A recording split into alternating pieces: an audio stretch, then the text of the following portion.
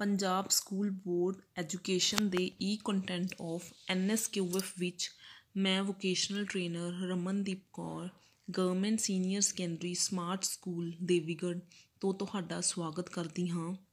ਅੱਜ ਦੇ ਲੈਕਚਰ ਵਿੱਚ ਅਸੀਂ ਟ੍ਰੇਡ ਕੰਸਟਰਕਸ਼ਨ ਕਲਾਸ 9th ਦਾ ਯੂਨਿਟ 1 ਡਿਸਕਸ ਕਰਾਂਗੇ।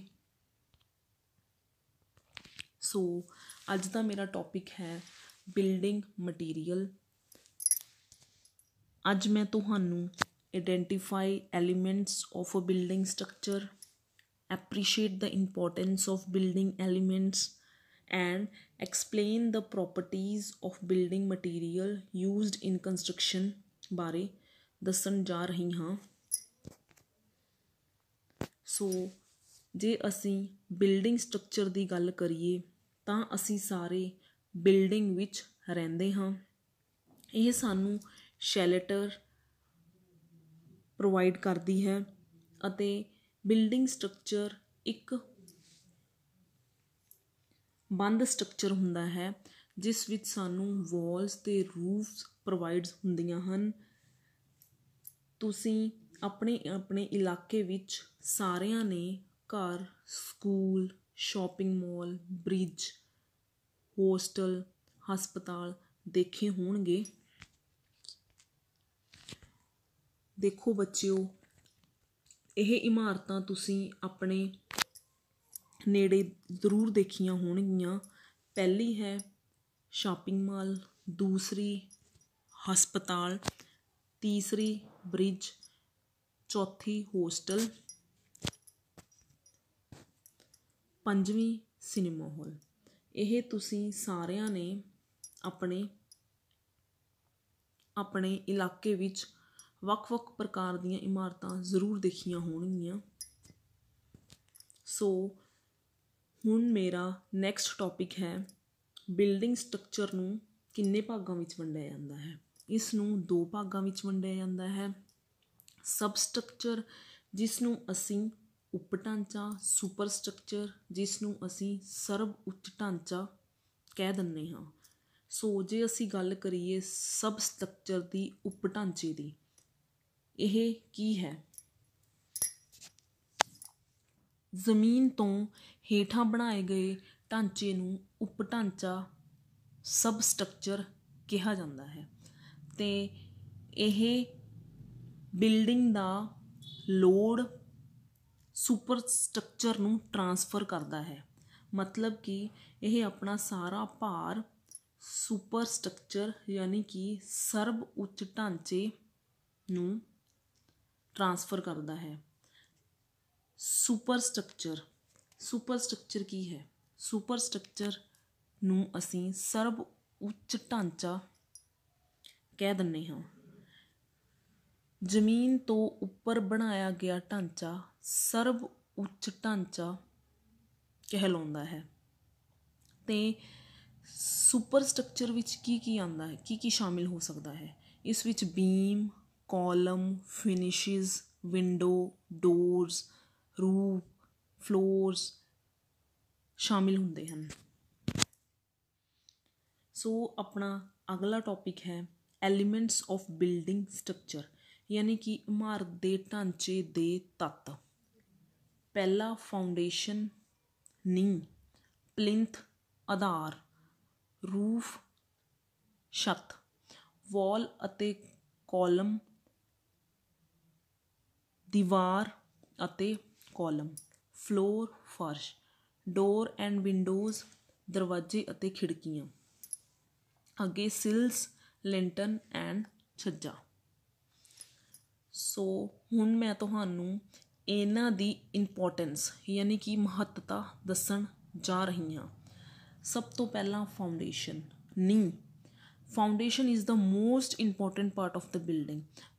ਨੀਂਹ ਇੱਕ ਬਿਲਡਿੰਗ ਦਾ ਬਹੁਤ ਹੀ ਮਹੱਤਵਪੂਰਨ ਭਾਗ ਹੁੰਦਾ ਹੈ। Building activity starts with digging the ground for foundation and then building it. Building ਦੀ ਐਕਟੀਵਿਟੀ ਕਿੱਥੋਂ ਸਟਾਰਟ ਹੁੰਦੀ ਹੈ? ਗਰਾਊਂਡ ਨੂੰ ਡਿੱਗ ਕਰਨਾ, ਮਤਲਬ ਕਿ ਜ਼ਮੀਨ ਨੂੰ ਪੁੱਟਣਾ। ਕਿਸ ਲਈ? ਫਾਊਂਡੇਸ਼ਨ ਲਈ। ਅਤੇ ਉਸ ਤੋਂ ਬਾਅਦ ਫਾਊਂਡੇਸ਼ਨ ਨੂੰ बनाना मतलब बिल्ड करना। It is the lower most part of the building. ਇਹ ਕੀ ਹੈ? ਇਹ ਬਿਲਡਿੰਗ ਦਾ ਸਭ ਤੋਂ ਹੇਠਲਾ ਭਾਗ ਹੁੰਦੀ ਹੈ। It transfer the load of the building to the ground. ਇਸ ਦਾ ਕੰਮ ਕੀ ਹੈ? ਇਸ ਦਾ ਕੰਮ ਹੈ ਲੋਡ ਨੂੰ ਗਰਾਊਂਡ 'ਤੇ ਟਰਾਂਸਫਰ ਕਰਨਾ। ਹੁਣ ਅੱਗੇ ਅਸੀਂ ਫਾਊਂਡੇਸ਼ਨ ਦੇ ਫੰਕਸ਼ਨ ਅਤੇ ਰਿਕੁਆਇਰਮੈਂਟਸ ਦੱਸਾਂਗੇ, ਮਤਲਬ ਇਸ ਦੇ ਕੰਮ ਦੱਸਾਂਗੇ। ਇਸ ਦਾ ਕੰਮ ਕੀ ਹੈ? Distribute the load from the structure to soil evenly and safely. ਮਤਲਬ ਕਿ ਲੋਡ ਨੂੰ ਵੰਡਣਾ ਸਟਰਕਚਰ ਤੋਂ ਤੇ ਸੋਇਲ 'ਤੇ ਈਵਨਲੀ ਮਤਲਬ ਬਰਾਬਰ ਤੇ ਸੇਫਲੀ ਉਸ ਨੂੰ ਵੰਡ ਦੇਣਾ ਸੋਇਲ 'ਤੇ।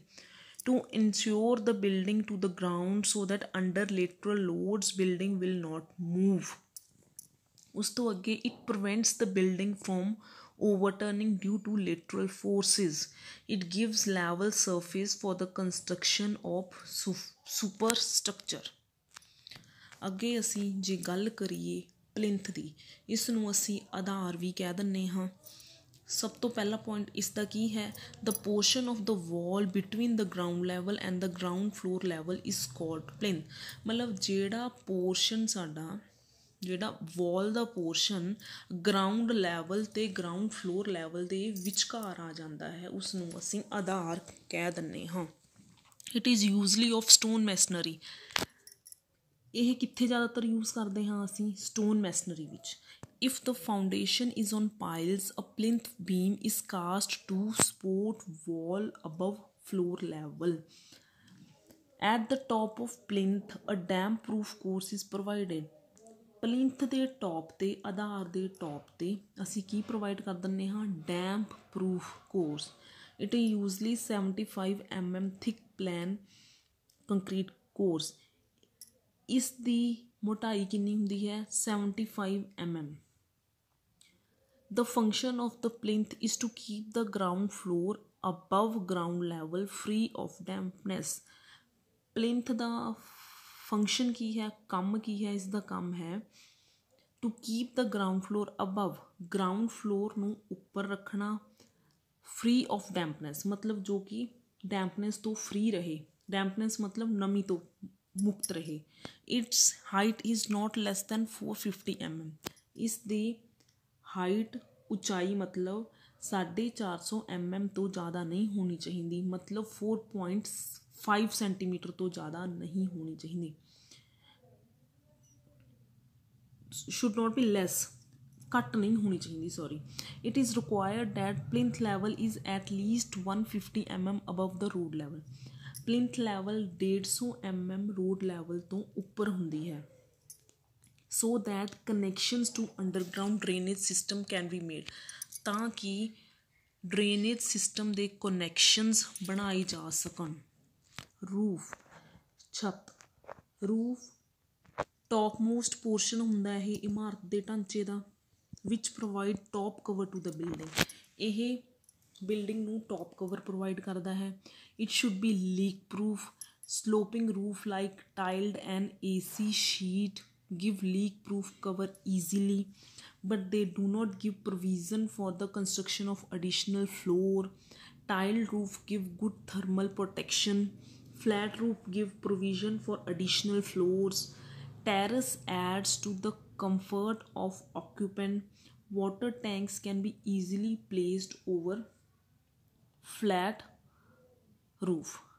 ਮੇਨਲੀ ਇਸ ਵਿੱਚ ਅਸੀਂ ਕਹਿ ਸਕਦੇ ਹਾਂ ਕਿ ਛੱਤ ਸਾਨੂੰ ਮੀਂਹ ਤੇਜ਼ ਧੁੱਪ ਤੋਂ ਬਚਾਉਣ ਦਾ ਕੰਮ ਕਰਦੀ ਹੈ। ਇਹ ਕਿਵੇਂ ਬਣਦੀ ਹੈ? ਇਹ ਸੀਮੈਂਟ ਕੰਕਰੀਟ ਅਤੇ ਸਰੀਏ ਪਾ ਕੇ ਬਣਾਈ ਜਾਂਦੀ ਹੈ। ਵਾਲ ਐਂਡ ਕਾਲਮ। ਹੁਣ ਅਸੀਂ ਛੱਤ ਅਤੇ ਕਾਲਮ ਦੀ ਗੱਲ ਕਰਾਂਗੇ। The function of walls and columns is to transfer the load of the structure vertically downward to transfer it to the foundation। ਮਤਲਬ ਵਾਲ ਅਤੇ ਕਾਲਮ ਦਾ ਕੀ ਕੰਮ ਹੈ? ਇਹ ਬਿਲਡਿੰਗ ਦਾ ਭਾਰ, ਸਟਰਕਚਰ ਦਾ ਭਾਰ ਵਰਟੀਕਲੀ ਡਾਊਨਵਰਡ ਨੂੰ ਟਰਾਂਸਫਰ ਕਰ ਦਿੰਦੀ ਹੈ। ਕਿੱਥੇ ਕਰਦੀ ਹੈ? ਨੀਂਹ 'ਤੇ ਟਰਾਂਸਫਰ ਕਰਦੀ ਹੈ। Apart from this wall performs the following functions also. ਇਸ ਤੋਂ ਇਲਾਵਾ ਦੀਵਾਰ ਦੇ ਹੋਰ ਵੀ ਫੰਕਸ਼ਨਸ ਹੁੰਦੇ ਹਨ। It encloses building area into different compartments and provide privacy. ਮਤਲਬ ਇਹ ਸਾਨੂੰ ਇੱਕ ਪ੍ਰਾਈਵੇਸੀ ਪ੍ਰੋਵਾਈਡ ਕਰਦੀ ਹੈ ਅਤੇ ਇਹ ਇੱਕ ਬਿਲਡਿੰਗ ਨੂੰ ਅਲੱਗ-ਅਲੱਗ ਕੰਪਾਰਟਮੈਂਟਸ ਮਤਲਬ ਅਲੱਗ-ਅਲੱਗ ਕਮਰਿਆਂ ਵਿੱਚ ਤਬਦੀਲ ਕਰ ਦਿੰਦੀ ਹੈ। It provide safety from insects and burglaries. ਮਤਲਬ ਇਹ ਸਾਨੂੰ ਐਨੀਮਲਸ ਇਨਸੈਕਟਸ ਤੋਂ ਸੁਰੱਖਿਆ ਪ੍ਰਦਾਨ ਕਰਦੀ ਹੈ। It keeps the building warm in winter and cool in summer. ਇਹ ਸਾਡੀ ਬਿਲਡਿੰਗ ਨੂੰ ਸਰਦੀਆਂ ਵਿੱਚ ਗਰਮ ਅਤੇ ਗਰਮੀ ਵਿੱਚ ਠੰਡਾ ਰੱਖਣ ਲਈ ਵਰਤੀ ਜਾਂਦੀ ਹੈ। ਫਲੋਰ। ਹੁਣ ਜੇ ਅਸੀਂ ਫਲੋਰ ਦੀ ਗੱਲ ਕਰੀਏ ਤਾਂ ਇਸ ਨੂੰ ਅਸੀਂ ਫਰਸ਼ ਕਹਿ ਦਿੰਦੇ ਹਾਂ। ਫਲੋਰ ਇੱਕ ਬਹੁਤ ਹੀ ਮਹੱਤਵਪੂਰਨ ਐਲੀਮੈਂਟ ਤੱਤ ਹੈ ਸਾਡੀ ਬਿਲਡਿੰਗ ਦਾ। ਇਹ ਗਰਾਊਂਡ ਫਲੋਰ ਨੂੰ ਕਿਵੇਂ ਪ੍ਰਪੇਅਰ ਕੀਤਾ ਜਾਂਦਾ ਹੈ? ਇਸ ਨੂੰ brick bat waste stone gravel ਦੇ ਨਾਲ ਸਾਡਾ ਫਰਸ਼ ਹੈ ਜਿਹੜਾ ਉਹ ਤਿਆਰ ਕੀਤਾ ਜਾਂਦਾ ਹੈ। ਇਸ 'ਤੇ ਡੈਮ ਪ੍ਰੂਫ ਕੋਰਸ ਪ੍ਰੋਵਾਈਡ ਕੀਤਾ ਜਾਂਦਾ ਹੈ। ਇਸ 'ਤੇ ਜਿਹੜੀ ਲੀਨ ਕੰਕਰੀਟ ਆ ਉਹ ਕਿੰਨੀ ਪਾਈ ਜਾਂਦੀ ਹੈ? 1:4:8 ਦੀ ਹੁੰਦੀ ਹੈ ਉਹ। ਅਤੇ ਫਰਸ਼ ਨੂੰ ਅਸੀਂ ਤੁਰਨ ਫਿਰਨ ਲਈ ਬਣਾਇਆ ਜਾਂਦਾ ਹੈ। ਇਹ ਸਭ ਤੋਂ ਉੱਪਰਲੀ ਸਤ੍ਹਾ ਪਲਿੰਥ ਦੀ ਸਭ ਤੋਂ ਉੱਪਰਲੀ ਸਤ੍ਹਾ ਨੂੰ ਟਾਈਲਾਂ ਜਾਂ ਹੋਰ ਕਠੋਰ ਸਮੱਗਰੀਆਂ ਨਾਲ ਢੱਕਿਆ ਜਾਂਦਾ ਹੈ। ਜੇ ਹੁਣ ਅਸੀਂ ਗੱਲ ਕਰੀਏ ਡੋਰਸ ਐਂਡ ਵਿੰਡੋਜ਼ ਦੀ। Doors. The function of door is to give access to different rooms in the building and to deny the access whenever necessary. ਦਰਵਾਜ਼ੇ ਦਾ ਮੇਨ ਫੰਕਸ਼ਨ ਹੁੰਦਾ ਹੈ ਕਿ ਅਸੀਂ ਇਹ ਵੱਖ-ਵੱਖ ਕਮਰਿਆਂ ਵਿੱਚ ਪ੍ਰੋਵਾਈਡ ਕੀਤੇ ਜਾਂਦੇ ਹਨ ਤਾਂ ਜੋ ਅਸੀਂ ਕਮਰੇ ਵਿੱਚ ਆ ਸਕੀਏ ਜਾ ਸਕੀਏ। ਅਤੇ ਜਦੋਂ ਅਸੀਂ ਨਹੀਂ ਚਾਹੁੰਦੇ ਵੀ ਕੋਈ ਆਵੇ ਦੈਨ ਅਸੀਂ ਇਸ ਨੂੰ ਡਿਨਾਈ ਵੀ ਕਰ ਸਕਦੇ ਹਾਂ। ਅਤੇ ਦਰਵਾਜ਼ੇ ਹੁਣ ਜੇ ਅਸੀਂ ਗੱਲ ਕਰੀਏ ਵਿੰਡੋਜ਼ ਦੀ। ਵਿੰਡੋਜ਼ ਅਸੀਂ ਪ੍ਰੋਵਾਈਡ ਕਰਦੇ ਹਾਂ ਤਾਂ ਕਿ ਸਾਡੇ ਘਰ ਵਿੱਚ ਲਾਈਟ ਵੈਂਟੀਲੇਸ਼ਨ ਆਵੇ। ਹੁਣ ਅਸੀਂ ਗੱਲ ਕਰੀਏ ਸਟੇਅਰ ਕੇਸ ਦੀ। ਇਹ ਇਮਾਰਤ ਦਾ ਅਜਿਹਾ ਭਾਗ ਹੁੰਦਾ ਹੈ ਜਿਸ ਵਿੱਚ ਪੌੜੀ ਸਥਿਤ ਹੁੰਦੀ ਹੈ ਅਤੇ ਇਹ ਸਾਡੀ ਫਲੋਰ ਟੂ ਫਲੋਰ ਕਨੈਕਟ ਕਰਦੀ ਹੈ। ਦੇ should consist of steps of uniform size in all public building. ਅਤੇ ਪਬਲਿਕ ਬਿਲਡਿੰਗ ਵਿੱਚ ਸਟੈਪਸ ਦਾ ਸਾਈਜ਼ ਹੈ ਜਿਹੜਾ ਉਹ ਯੂਨੀਫਾਰਮ ਹੋਣਾ ਚਾਹੀਦਾ ਹੈ। ਅਤੇ ਇਹ ਪੌੜੀਆਂ ਜਾਂ ਕਦਮਾਂ ਦਾ ਇੱਕ ਕ੍ਰਮ ਹੁੰਦਾ ਹੈ ਜਿਸ ਨੂੰ ਫਰਸ਼ ਤੋਂ ਉੱਪਰਲੀਆਂ ਮੰਜ਼ਿਲਾਂ ਤੱਕ ਪਹੁੰਚਾਉਣ ਲਈ ਜਾਂ ਉੱਪਰ ਤੋਂ ਹੇਠਾਂ ਤੱਕ ਆਉਣ ਦੇ ਮੰਤਵ ਵਜੋਂ ਵਰਤਿਆ ਜਾਂਦਾ ਹੈ। ਹੁਣ ਜੇ ਅਸੀਂ ਗੱਲ ਕਰੀਏ ਸਿਲ ਲਿੰਟਨਸ ਐਂਡ ਛੱਜੇ ਦੀ। A window frame should not be directly placed over masonry. ਇਸ ਵਿੱਚ ਕਿਹਾ ਗਿਆ ਹੈ ਕਿ ਸਾਨੂੰ ਵਿੰਡੋ ਦੇ ਫਰੇਮ ਨੂੰ ਡਾਇਰੈਕਟਲੀ ਮੈਸਨਰੀ ਦੇ ਉੱਪਰ ਨਹੀਂ ਪਲੇਸ ਕਰਨਾ ਚਾਹੀਦਾ। It is placed over 50 mm to 75 mm thick plain concrete courses provided over the masonry. ਮਤਲਬ ਇਸ ਦੀ ਪਲੇਸ ਆ ਜਿਹੜੀ 50 mm ਤੋਂ 75 mm ਹੋਣੀ ਚਾਹੀਦੀ ਹੈ। This course is called as sill. ਇਸ ਕੋਰਸ ਨੂੰ ਅਸੀਂ ਸਿਲ ਕਹਿ ਦਿੰਦੇ ਹਾਂ। Lintel are the RCC or stone beam provided over the door. Lintels ਕੀ ਹੁੰਦੇ ਨੇ? ਇਹ RCC ਜਾਂ ਸਟੋਨ ਬੀਮ ਦੇ ਹੁੰਦੇ ਹਨ। ਇਹਨਾਂ ਨੂੰ ਅਸੀਂ ਦਰਵਾਜ਼ੇ ਜਾਂ ਵਿੰਡੋਜ਼ ਦੇ ਉੱਪਰ opening to transfer the load 'ਤੇ ਪ੍ਰੋਵਾਈਡ ਕਰਦੇ ਹਾਂ।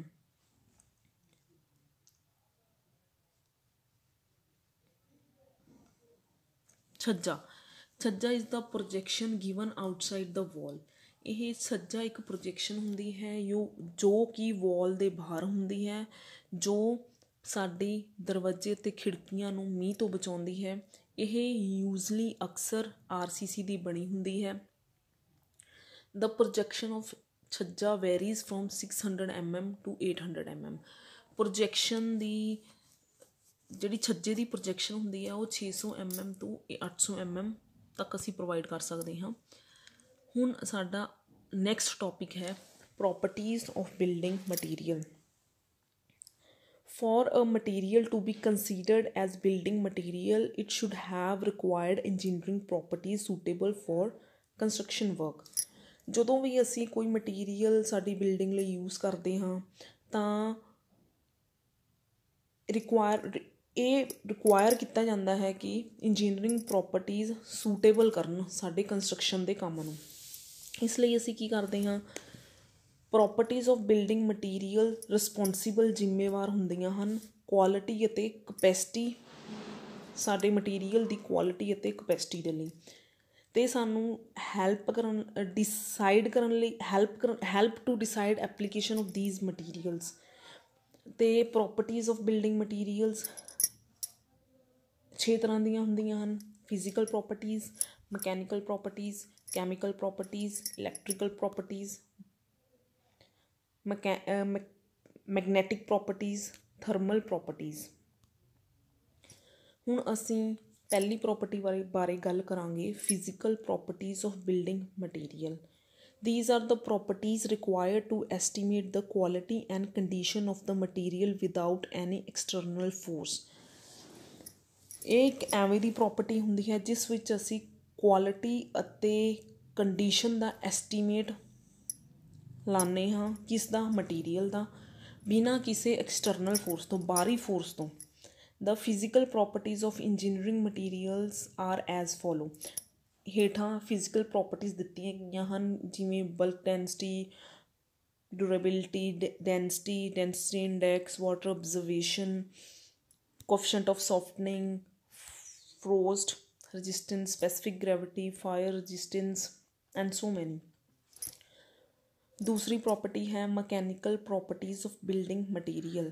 Mechanical property of the material are finding out by applying external forces on them. Mechanical properties 'ਚ ਕੀ ਹੁੰਦਾ ਹੈ, ਇਸ ਵਿੱਚ ਅਸੀਂ ਬਾਹਰਲਾ ਫੋਰਸ ਲਗਾ ਕੇ ਪਤਾ ਕਰਦੇ ਹਾਂ। ਮਕੈਨੀਕਲ ਪ੍ਰੋਪਰਟੀ ਇਹ ਬਹੁਤ ਜ਼ਿਆਦਾ ਇੰਪੋਰਟੈਂਟ ਪ੍ਰੋਪਰਟੀ ਹੈ। ਇਹ ਰਿਸਪੋਂਸੀਬਲ ਹੁੰਦੀ ਹੈ for behaviour of material in it's job. The mechanical properties are strength, hardness, brittleness, creep, impact strength, elasticity, plasticity, hardness, and so many. Now next is chemical properties of building material. The properties of material against the chemical action or chemical combination are termed as chemical properties। chemical properties ਹੁੰਦੀਆਂ ਕੀ ਹਨ, ਇਹ against ਹੁੰਦੀਆਂ ਹਨ chemical action ਅਤੇ chemical combination ਦੀਆਂ, ਅਤੇ and they are chemical properties are chemical resistance and corrosion resistance। ਹੁਣ ਅਸੀਂ electrical properties of building material ਦੀ ਗੱਲ ਕਰਾਂਗੇ। The properties of a material to conduct or to resist electricity through them are electrical properties of material। ਇਸ ਦੀ example ਦਿੱਤੀ ਗਈ ਹੈ ਕਿ wood electric resistance ਹੁੰਦਾ ਹੈ ਅਤੇ stainless steel good conductor is a good conductor of electricity।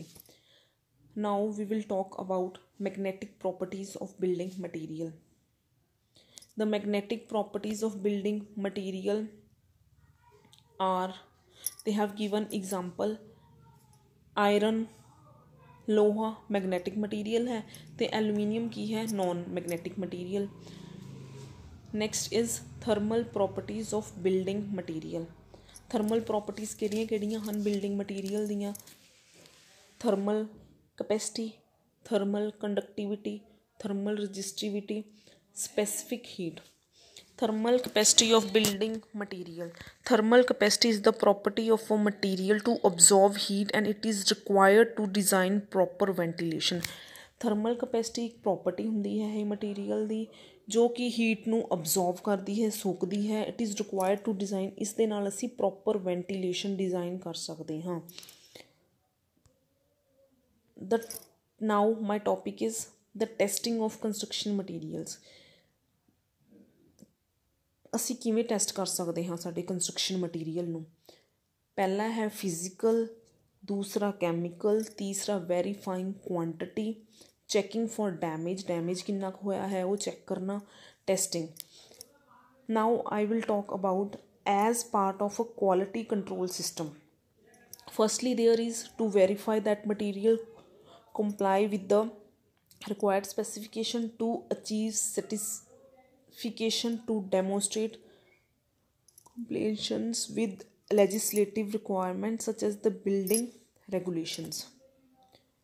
ਹੁਣ test ਕਰਨਾ ਹੈ, ਟਿੰਬਰ ਕਿਵੇਂ ਟੈਸਟ ਕਰਾਂਗੇ, ਇੰਟ ਕਿਵੇਂ ਟੈਸਟ ਕਰਾਂਗੇ ਅਤੇ ਸੈਂਡ ਕਿਵੇਂ ਟੈਸਟ ਕਰਾਂਗੇ। ਟਿੰਬਰ ਨੂੰ ਟੈਸਟ ਕਰਨ ਲਈ 2 ਟੈਸਟ ਦਿੱਤੇ ਗਏ ਹਨ, oven dry testing using a moisture meter. Brick ਨੂੰ ਟੈਸਟ ਕਰਨ ਲਈ compressive strength test, water observation test, efflorescence test, hardness test, size shape and colour test, soundness test, structure test. ਅਤੇ ਅਗਲਾ ਟੈਸਟ ਹੈ sand. How to test sand. There are 2 test for testing the sand, bulking test and silt test. ਅਤੇ ਆਖਰੀ test ਸਾਡਾ ਹੈ testing concrete. ਇਸ ਦੇ ਲਈ 6 ਟੈਸਟ ਦਿੱਤੇ ਗਏ ਹਨ ਜਿਨ੍ਹਾਂ ਦੁਆਰਾ ਅਸੀਂ ਕੰਕਰੀਟ ਨੂੰ ਟੈਸਟ ਕਰ ਸਕਦੇ ਹਾਂ। ਪਹਿਲਾ ਸਲਮ ਟੈਸਟ, ਦੂਸਰਾ ਟੈਸਟ ਕਿਊਬਸ, ਤੀਸਰਾ ਰਿਬਾਊਂਡ ਹੈਮਰ ਟੈਸਟ, ਚੌਥਾ ਪੈਨੀਟ੍ਰੇਸ਼ਨ ਟੈਸਟ, ਪੰਜਵਾਂ ਪੁੱਲ ਆਊਟ ਟੈਸਟ, 6ਵਾਂ ਵਾਈਬ੍ਰੇਸ਼ਨ ਟੈਸਟ। ਅਤੇ ਹੁਣ ਮੈਂ ਤੁਹਾਨੂੰ ਜੋ ਮੈਂ ਹੁਣ ਤੱਕ ਪੜ੍ਹਾਇਆ ਹੈ ਉਸ ਦੀ ਲਾਸਟ ਵਿੱਚ ਸਮਰੀ ਦੇਣਾ ਚਾਹੁੰਦੀ ਹਾਂ। ਬਿਲਡਿੰਗ ਸਟਰਕਚਰ ਬਾਰੇ ਮੈਂ ਤੁਹਾਨੂੰ ਦੱਸਿਆ ਸੀ। ਬਿਲਡਿੰਗ ਸਟਰਕਚਰ ਵਿੱਚ ਅਸੀਂ ਸਾਰੇ ਰਹਿੰਦੇ ਹਾਂ ਅਤੇ ਪਰਮਾਨੈਂਟ ਵਾਲਸ ਦਾ ਬਣਿਆ ਹੋਇਆ ਹੁੰਦਾ ਹੈ ਅਤੇ ਇਸ ਦੀ ਇੱਕ ਛੱਤ ਹੁੰਦੀ ਹੈ। ਦੂਸਰਾ, ਬਿਲਡਿੰਗ ਸਟਰਕਚਰ ਨੂੰ ਅਸੀਂ 2 ਭਾਗਾਂ ਵਿੱਚ ਵੰਡਦੇ ਹਾਂ, ਸਬ ਸਟਰਕਚਰ, ਸੁਪਰ ਸਟਰਕਚਰ, ਮਤਲਬ ਉਪ ਸਟਰਕਚਰ ਅਤੇ ਸਰਬ ਉੱਚ ਢਾਂਚਾ। ਅਤੇ ਤੀਸਰਾ ਹੈ, ਮੈਂ ਤੁਹਾਨੂੰ ਬਿਲਡਿੰਗ ਸਟਰਕਚਰ ਦੇ ਤੱਤਾਂ ਬਾਰੇ ਜਾਣਕਾਰੀ ਦਿੱਤੀ ਸੀ, ਕਿਹੜੇ ਕਿਹੜੇ ਸਨ ਉਹ, foundation, plinth, roof, wall, column, floor, door, window, staircases, sills, lintel and chhajja. ਅਤੇ ਉਸ ਤੋਂ ਬਾਅਦ ਆਪਾਂ ਪ੍ਰੋਪਰਟੀਜ਼ ਆਫ ਬਿਲਡਿੰਗ ਮਟੀਰੀਅਲ ਦੀ ਗੱਲ ਕੀਤੀ ਸੀ ਕਿ ਉਹ ਜ਼ਿੰਮੇਵਾਰ ਹੁੰਦੇ ਹਨ ਕੁਆਲਿਟੀ ਅਤੇ ਕਪੈਸਿਟੀ, ਮਟੀਰੀਅਲ ਦੀ ਕੁਆਲਿਟੀ ਅਤੇ ਕਪੈਸਿਟੀ ਦੇ ਲਈ। ਉਸ ਤੋਂ ਬਾਅਦ ਅਸੀਂ ਪ੍ਰੋਪਰਟੀਜ਼ ਆਫ ਬਿਲਡਿੰਗ ਮਟੀਰੀਅਲ ਦੇ ਟਾਈਪਸ ਦੀ ਗੱਲ ਕੀਤੀ ਸੀ, ਕਿਹੜੀਆਂ ਕਿਹੜੀਆਂ ਪ੍ਰੋਪਰਟੀਜ਼ ਹੁੰਦੀਆਂ ਨੇ ਇਮਾਰਤ ਬਿਲਡਿੰਗ ਮਟੀਰੀਅਲ ਦੀਆਂ। Physical properties, mechanical properties, chemical properties, electrical properties, magnetic properties and thermal properties. ਅਤੇ ਲਾਸਟ ਵਿੱਚ ਅਸੀਂ ਕੰਸਟਰਕਸ਼ਨ ਮਟੀਰੀਅਲ ਨੂੰ ਅਸੀਂ ਕਿਵੇਂ ਟੈਸਟ ਕਰਾਂਗੇ, ਕਿਹੜੇ ਕਿਹੜੇ ਟੈਸਟ ਹਨ ਉਹ, physical, chemical, verifying quantity, checking for damage and testing. ਉਮੀਦ ਕਰਦੀ ਹਾਂ ਬੱਚਿਓ ਤੁਹਾਨੂੰ ਜੋ ਮੈਂ ਪੜ੍ਹਾਇਆ ਉਹ ਸਮਝ ਆਇਆ ਹੋਵੇਗਾ। Thank you.